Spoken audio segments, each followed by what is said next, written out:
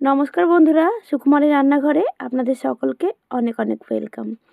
আজ আমি শেয়ার করব টমেটো ভর্তা রেসিপি। ভাইরাল টমেটো ভর্তা রেসিপি করব আজকে আমি। তাহলে চলুন বন্ধুরা রেসিপিটি শুরু করি। তার জন্য লাগবে আমার এখানে পাকা টমেটো। দেশি পাকা টমেটো নিয়ে নিয়েছি আমি এখানে অনেকগুলো।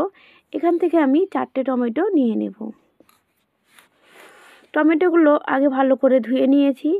এবার দেখুন 2টা টুকরো করে কেটে নেব। মাঝামাঝি 2 টুকরো করে সবগুলো টমেটো কেটে নেব।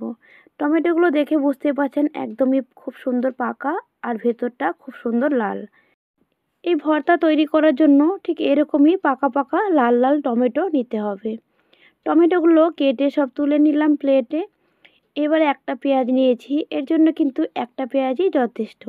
পেঁয়াজটাকে আমি কুচি করে কেটে নেব।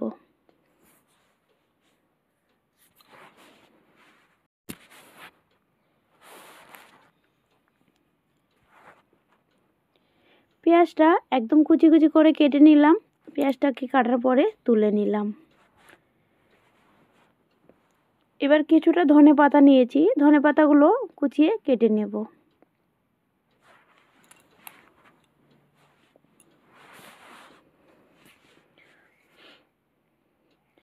পেঁয়াজ আর ধনেপাতা কেটে নিলাম। এবার নিয়ে নেব কাঁচা লঙ্কা। 4টে কাঁচা লঙ্কা নিয়েছি, কাঁচা লঙ্কাগুলো মাঝামাঝি এরকমভাবে চিড়ে দেব।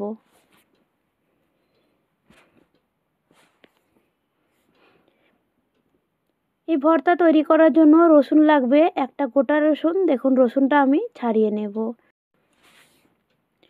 প্রথমে ছুরির পেছনটা দিয়ে রসুনটাতে একটু ভালো করে বাড়ি মেরে নিলাম।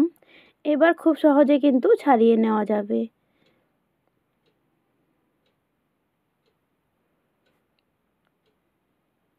একটা গোটা রসুন পুরোটাই আমি এখানে দিয়ে দেব।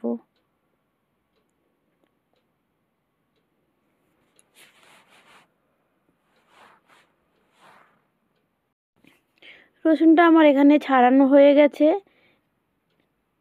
এবার দেখুন টমেটো, রসুন আর পেঁয়াজ সব কিছু কিন্তু আমি এখানে প্রথমে রেডি করে নিয়েছি।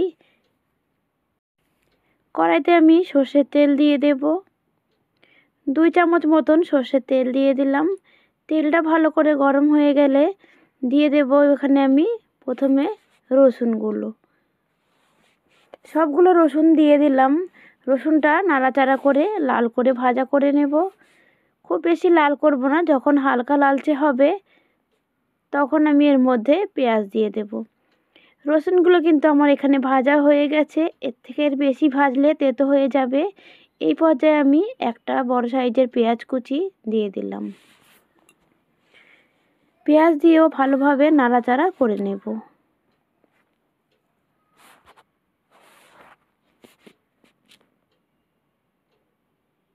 রসুন আর পেঁয়াজ হালকা ভাজা হয়ে গেলে এর মধ্যে আমি দিয়ে দেব কাঁচা লঙ্কা।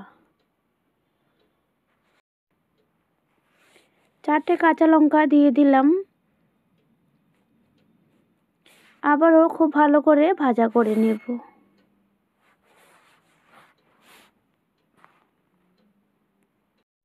কাঁচা লঙ্কা, পেঁয়াজ, রসুন সব কিছু ভালো করে ভাজা হয়ে গেছে। এবার তুলে নেব।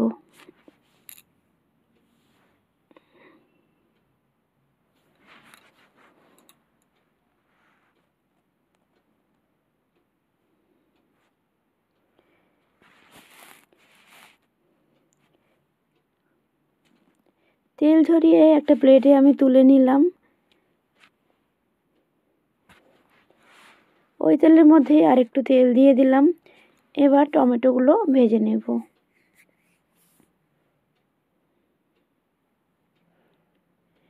সবগুলো টমেটো একে একে তেলের মধ্যে দিয়ে দেব। এবার ঢাকা দিয়ে দিলাম। ঢাকা দিয়ে প্রায় 10 মিনিট গ্যাসের আঁচ মিডিয়ামে রেখে রান্না করে নেব। ফিরে এলাম প্রায় আমি 10 মিনিট পরে। টমেটোগুলো এবার উল্টিয়ে দেব।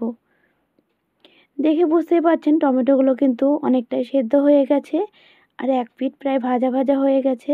এবার সব টমেটোগুলো উল্টিয়ে দিলাম। উল্টো পিঠটাকেও ঢাকা দিয়ে আবার 10 মিনিট ভাজা করে নেব।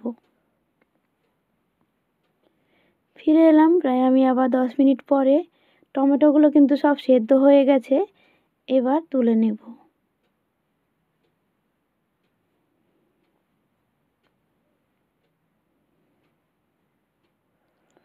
তুলে নেওয়ার পরে টমেটোগুলো ঠান্ডা হতে দেব।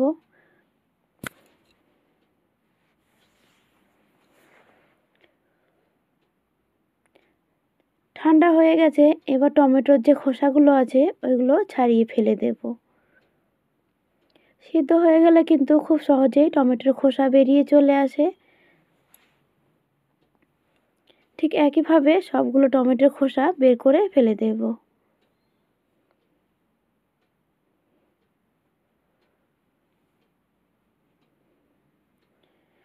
এবার সমস্ত কিছু ভালো করে মেখে নেব। প্রথমে কাঁচা লঙ্কা, রসুন আর পেঁয়াজটাকে মেখে নেব।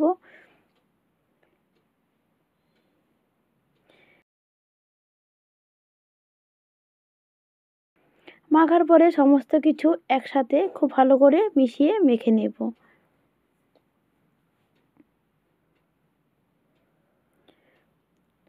টমেটোগুলো হালকা চটকিয়ে নিলাম। এবার সব কিছু একসাথে খুব ভালো করে মিশিয়ে নেব।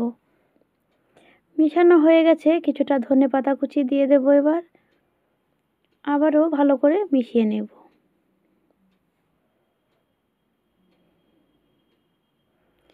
সব কিছু মিশানো হয়ে গেলে সব শেষে আমি দিয়ে দেব এখানে কাঁচা সর্ষের তেল। প্রায় 1 চামচ পরিমাণে কাঁচা সর্ষের তেল দিয়ে দিলাম। দিয়ে আবারও ভালো করে একটু মিশিয়ে নেব। টমেটো ভর্তা কিন্তু আমার এখানে একদম রেডি হয়ে গেছে। এবার একটা প্লেটে নামিয়ে নিচ্ছি। তাহলে বন্ধুরা, আজকে আমার টমেটো ভর্তা রেসিপিটি কেমন লাগলো কমেন্টে জানাতে ভুলবেন না। আর গরম গরম ভাতের সাথে এরকম টমেটো ভর্তা থাকলে আর কিছুই লাগবে না। তাহলে বন্ধুরা, আজকের জন্য এটুকুই। আবার আসবো অন্য কোনো দিন অন্য কোনো রেসিপি নিয়ে। ততক্ষণ আপনারা সকলে খুব ভালো থাকবেন। ধন্যবাদ।